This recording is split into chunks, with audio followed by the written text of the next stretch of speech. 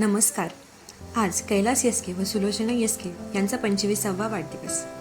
आजचा हा क्षण केवळ एक सोहळा नाही, तर 25 वर्षाचं प्रेम, विश्वास आणि त्यागाचा एक सुंदर प्रवासाचा उत्सव आहे.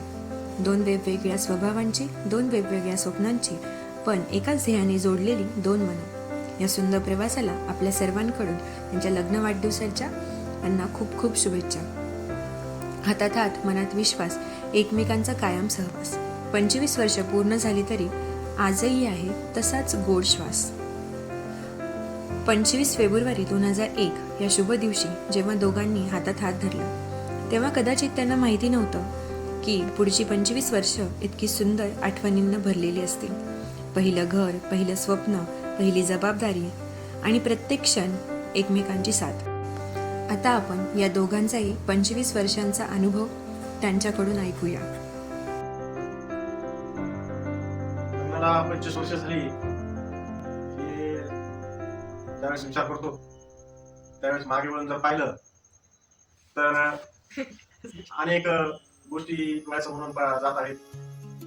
अनेक सुखदुःखाचा हा प्रवास आमच्या दोघांचा राहिला आहे. त्याच्यामध्ये अनेक बादळ आलेले जीवनात, अनेक असे प्रसंग जे की एकमेकांच्या दोघांची परीक्षा घेणारे होते.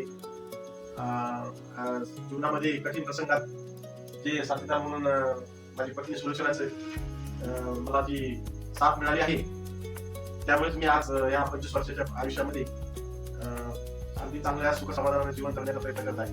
नक्कीच तिचाच एक जीवनसाथी म्हणून याच्यामध्ये सिंहाचा वाटा आहे. आमचं लग्न जमण्याचा किस्सा कसा, मी तर ती सांगेल. माझी पहिलीच मुलगी बघितली आणि तिलाच पसंत केलं. दुसरी मुलगी बघायचा पसंत आला नाही. तर मुलगी बघताना माझ्या डोक्यामध्ये एक गोष्ट होती की आपल्याला फक्त एक पत्नी म्हणून एखाद्या मुलीचा स्वीकार करायचा नाही, तर दोन परिवाराला एकत्र पुढील आयुष्यात भावनांशी जोडायचं आहे. पुढील सुख दुःखामध्ये दोन्ही परिवार जोडणार आहे. माझा तसा एकत्र परिवार होता, दोन लहान भाऊ होते, आई वडील. तर यांच्या सगळ्यांना घेऊन चालणारी, सगळ्यांना सोबत घेऊन कशी चालेल अशी मला पत्नी हवी होती. योगायोगाने मी पहिलीच मुलगी म्हणजे सुलोचनाला बघायला गेलो आणि तिथला गेल्यानंतर तिच्या घरचं वातावरण, त्यांच्या घरची आर्थिक परिस्थिती असेल किंवा आर्थिक परिस्थिती एकत्र कुटुंब 5-6 भावांचं आहे, त्यांचंही गोष्टी लागली.